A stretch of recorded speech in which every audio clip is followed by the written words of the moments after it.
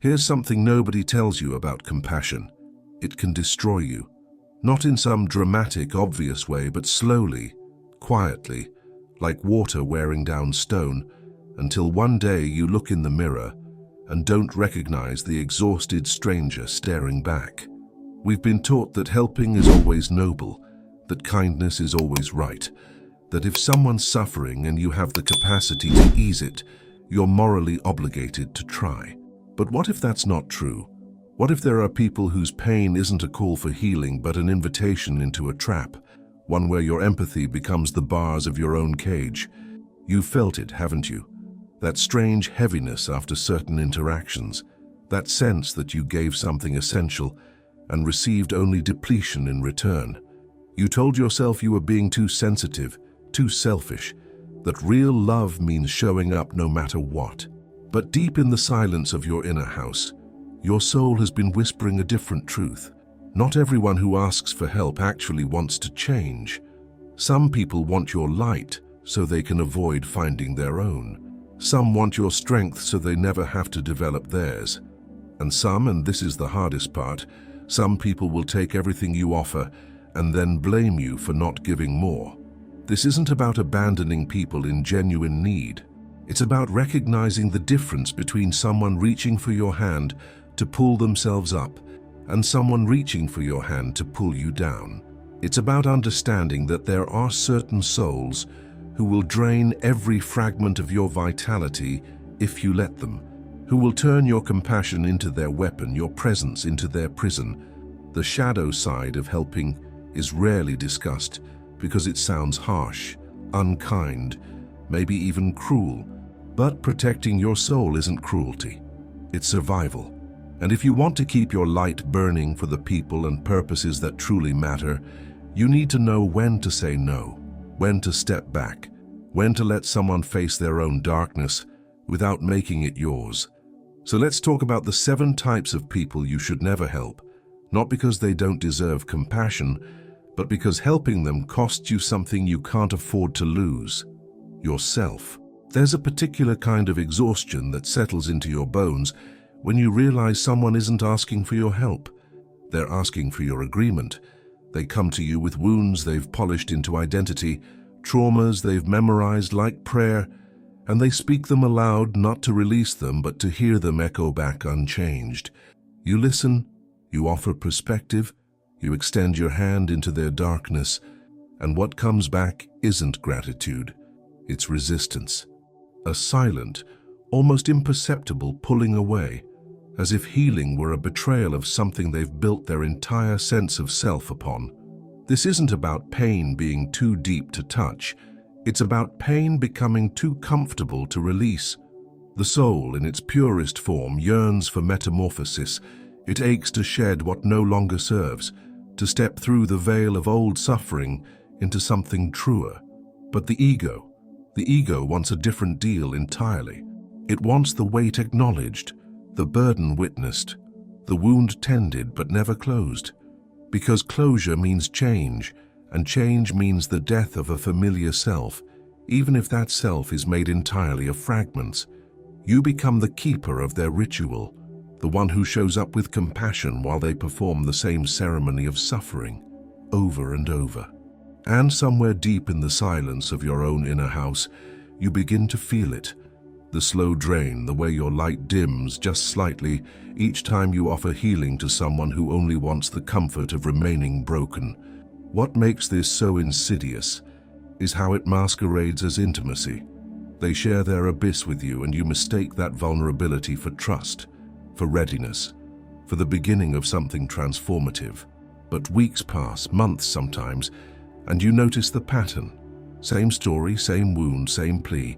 But any suggestion of change is met with reasons why it won't work, why their situation is different, why the forest they're lost in is too dark for any path you could possibly show them. You're not a guide in this dynamic, you're an audience, and the pulse of your own vitality starts to slow, redirected into a loop that was never meant to include your actual presence, only your witnessing.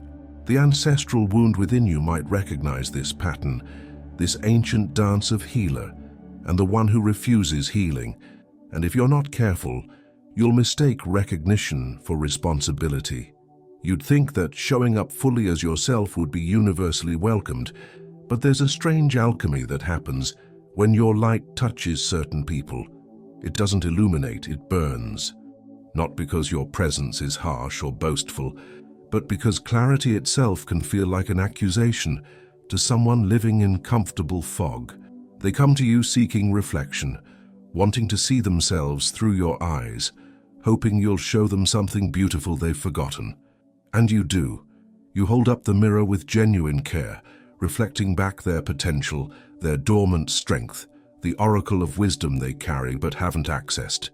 And then something shifts, subtle at first, like a change in air pressure before a storm. The very light they asked you to shine becomes unbearable to them. What you're witnessing is the shadow rising to protect itself. Your growth, your clarity, your refusal to dim. It doesn't inspire them, it indicts them. Every choice you make toward healing becomes an unspoken question about the choices they're not making. Every boundary you set whispers about the boundaries they won't enforce. Your remembrance of who you truly are reminds them of who they've abandoned. And here's the cruel paradox. The more authentic you become, the more threatened they feel, not by anything you've done, but by what your existence represents.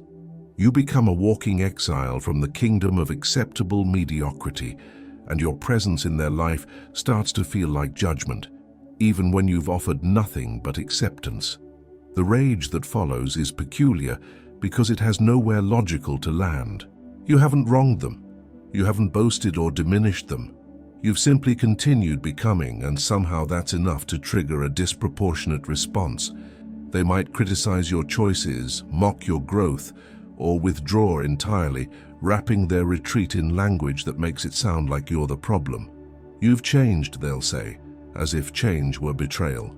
You think you're better than everyone, they'll suggest, translating your self-respect into arrogance. The veil between you thickens with projections that have nothing to do with who you actually are, and everything to do with the parts of themselves they can't yet face. And if you're not careful, you'll dim your own light trying to make them comfortable, a sacrifice that helps no one and honors nothing, least of all the truth that some people aren't ready for mirrors that reflect clearly. There's a particular kind of vampirism that doesn't announce itself with fangs. It arrives wearing the face of need, speaking the language of crisis, and it knows exactly how to find the helpers, the empaths, the ones whose intuition tells them that caring is sacred. At first it feels like purpose. Someone reaches out, genuinely struggling, and your soul responds because that's what souls do. They recognize suffering and move toward it with open hands. You listen, you advise, you hold space through their darkest hours, and there's a beauty in that exchange, a ritual as old as humanity itself. But then something shifts. The crisis never quite resolves. The darkness never fully lifts. And slowly, almost imperceptibly, you realize you're not helping someone through a storm. You've become their permanent shelter, and they've settled in with no intention of ever rebuilding their own house. The insidious part is how they frame your care as obligation, your compassion as contract. Every time you've shown up becomes evidence that you should always show up. Every boundary you attempt to set is met with the reminder of how much they've shared with you, how you're the only one who understands, how abandoning them now would be cruel after all this time. It's emotional captivity dressed up as connection, and the bars are made from your own kindness turned against you. They don't want solutions. Solutions would end the dynamic. They want the sustained attention, the proof that someone cares enough to keep trying, the validation that their suffering is significant enough to command your continuous presence. And when you finally reach the limit of what you can give, when your own well runs dry from pouring into a vessel with no bottom, that's when the blame arrives. Suddenly, you're not the person who helped. You're the person who failed. Not caring enough, not trying hard enough, not being available enough. The very empathy that kept you tethered becomes the weapon used against you. After everything I told you, they'll say, as if vulnerability were currency that purchased your eternal servitude. "I thought you were different," they'll add, rewriting the entire history to cast you as the villain in a story where you were only ever trying to be a friend. The ancestral wound this touches is profound. The fear that our care means nothing, that our efforts were wasted, that we failed some fundamental test of human decency. But here's what the forest of your deepest knowing understands.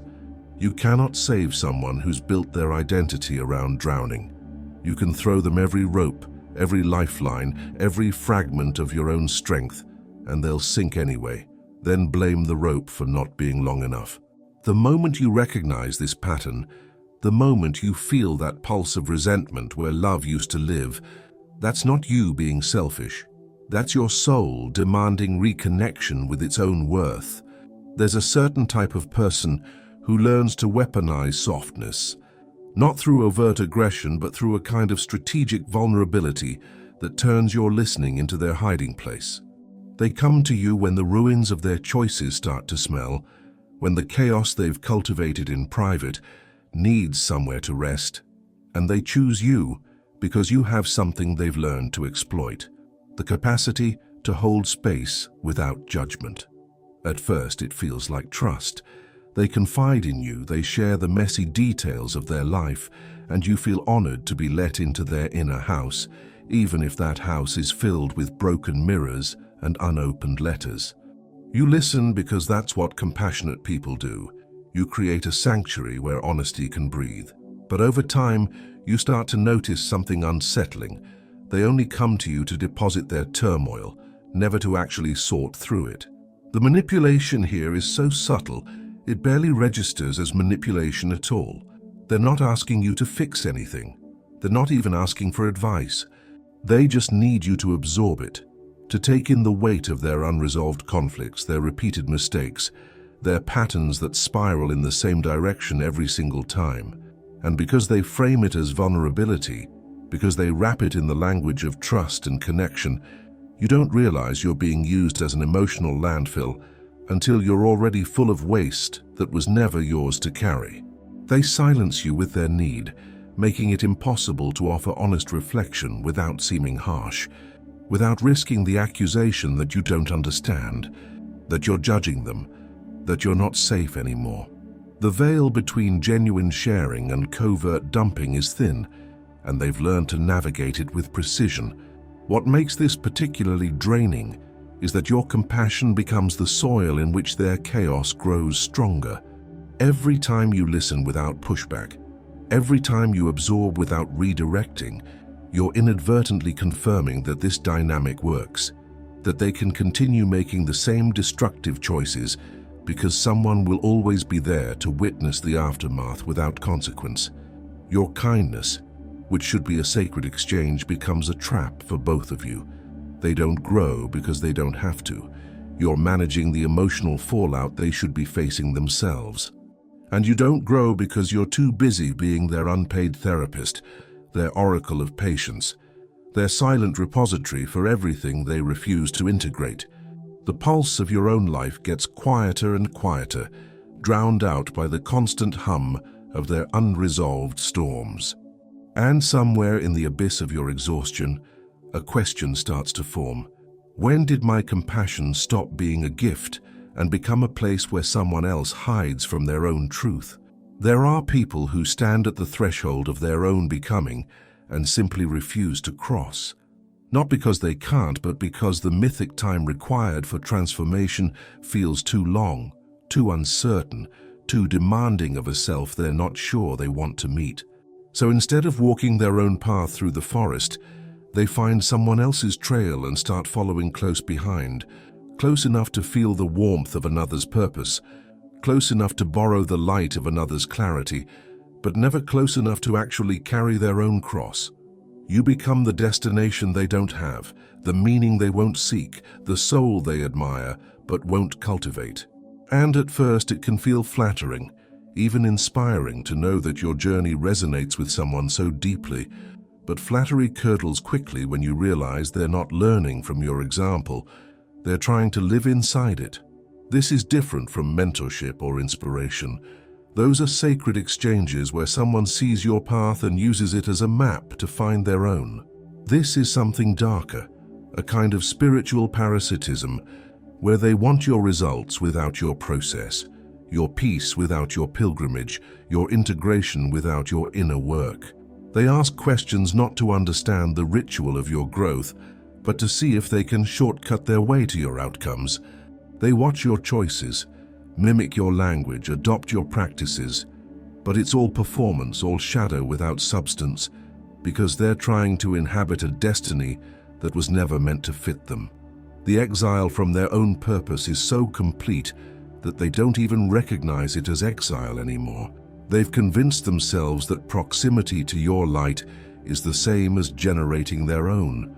What makes this soul-draining is the weight of expectation that settles onto you. They start to need you in ways that have nothing to do with genuine connection, and everything to do with avoiding their own reckoning. If you falter, they panic, not because they care about your well-being, but because your stability is the foundation they've built their borrowed life upon. If you change direction, they resist, not because they have wisdom to offer, but because your evolution threatens the second-hand meaning they've extracted from watching you.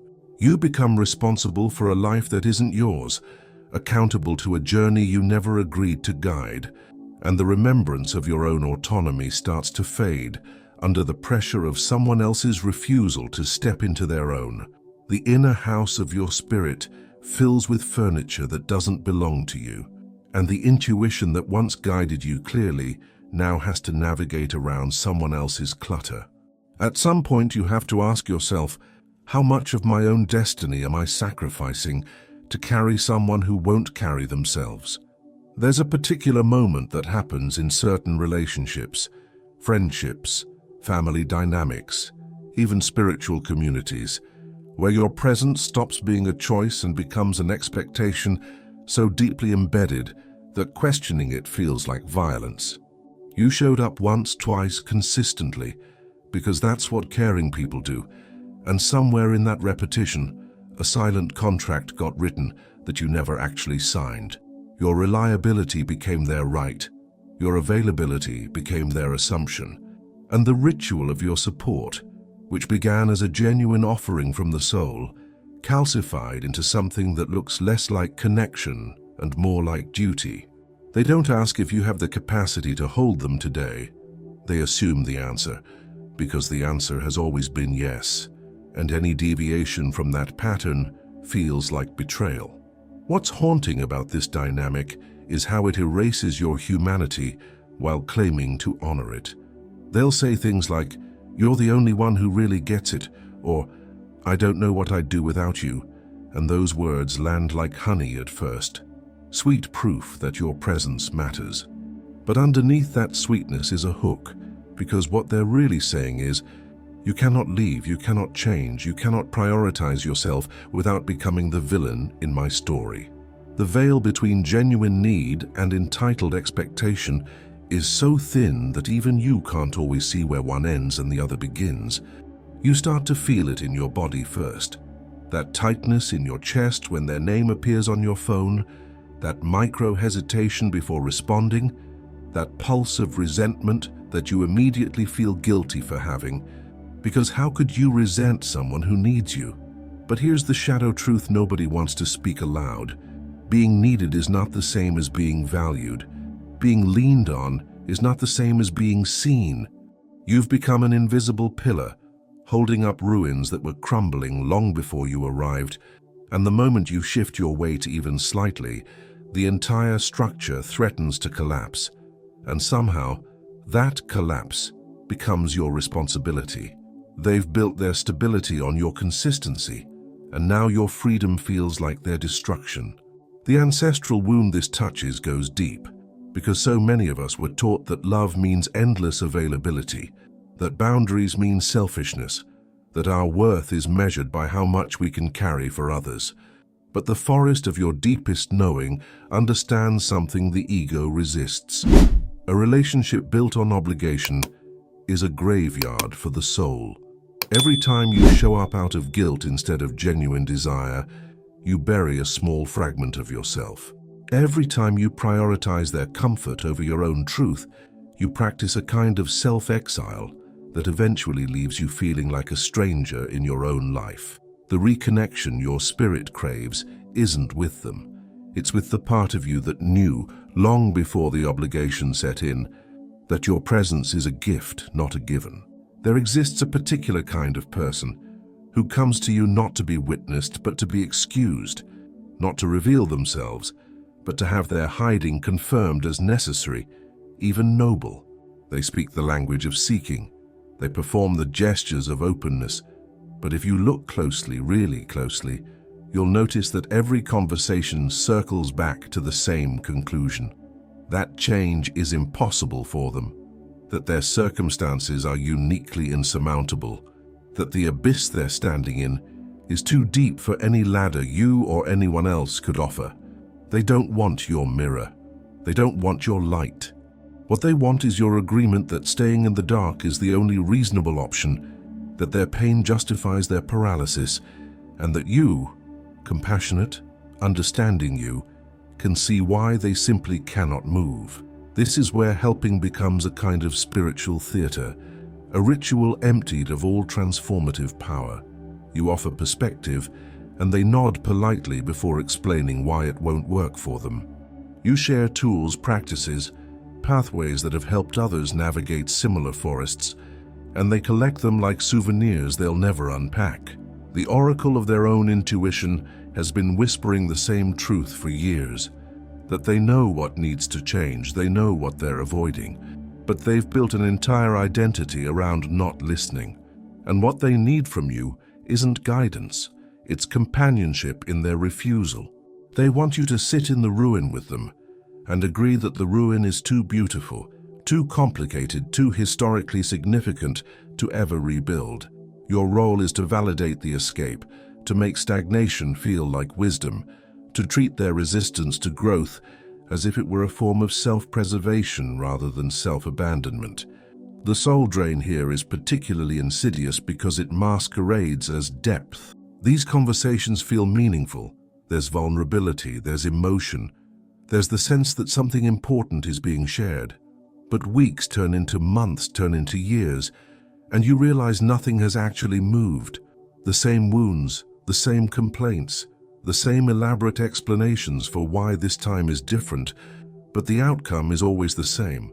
You're not participating in someone's healing journey.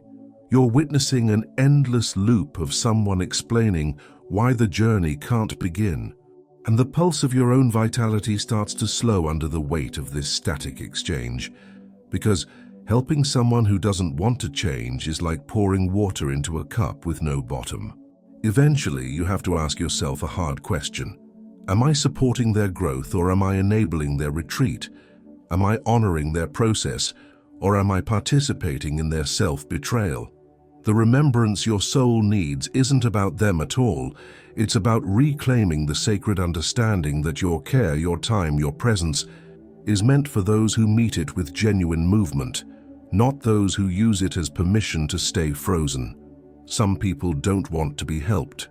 They want an audience for their refusal, and recognizing that isn't cruelty, it's the beginning of your own return to wholeness. So here you are, standing at the threshold of a different kind of knowing, one that doesn't come from books or teachers, but from the remembrance of what your soul has always understood. You've walked through these 7 types, and if you're honest with yourself, you've probably recognized faces, felt the pulse of old patterns, seen the ruins of relationships where you gave everything and received only echoes.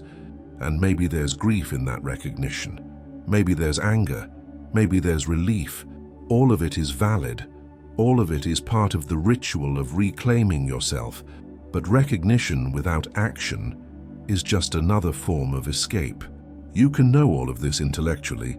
You can nod along and think, yes, that's exactly what happened to me, and then go right back to the same dynamics tomorrow, because knowing and doing are separated by the forest of your own resistance. So let me ask you something, and I want you to sit with this question in the silence. What are you protecting by continuing to help people who drain you? What part of you believes that your worth is measured by how much you sacrifice? What ancestral wound are you trying to heal by pouring yourself into vessels that will never hold water? The truth, the one your intuition has been screaming beneath all the noise, is that you cannot save anyone who doesn't want to be saved. You cannot heal anyone who's in love with their wounds. You cannot light a path for someone who's committed to staying lost. And every moment you spend trying is a moment stolen from your own becoming, your own healing, your own sacred work in this world. The people who will meet your care with genuine movement, who will honor your presence with their own growth, who will receive your light and use it to find their own, those people exist. But you'll never have the energy to recognize them if you're depleted by those who only take. Your soul isn't asking you to become cold or cynical. It's asking you to become discerning, to understand that boundaries aren't walls, they're thresholds that protect what's sacred, to recognize that saying no to the wrong people is how you say yes to yourself, to remember that your compassion is a gift, not a resource to be mined until there's nothing left. The reconnection you've been seeking, the one that feels just out of reach, isn't out there in fixing someone else. It's in coming home to yourself, in reclaiming the fragments you've scattered, trying to hold others together. So here's what I want you to do. Not tomorrow, not when you feel ready, but now, while this truth is still fresh in your bones. Think of one person in your life who fits these patterns, someone who drains you, who takes without reciprocating, who uses your care as permission to stay stuck, and practice something radical. Pull back, just a little. Not with cruelty, not with explanation, just with quiet, firm distance. Notice what happens, notice the guilt that rises, the fear that you're being selfish, the old voices that tell you real love means endless availability. And then notice what happens after that, the space that opens up, the breath that comes easier, the pulse of your own life returning. But there's something else you need to understand, something that connects to everything we've talked about here. Sometimes the people who drain us aren't just in our waking life, they're in our dreams, appearing night after night, carrying messages our conscious mind refuses to hear. If you've been dreaming about someone repeatedly, if their face keeps showing up in that liminal space between sleep and knowing, your soul is trying to tell you something crucial about what still needs to be healed. And I've made an entire video about exactly that, about why certain people haunt our dreams and what that means for our deepest wounds and unfinished business. That video, why this person keeps appearing in your dreams, and what your soul still needs to heal, isn't just related to what we've covered here.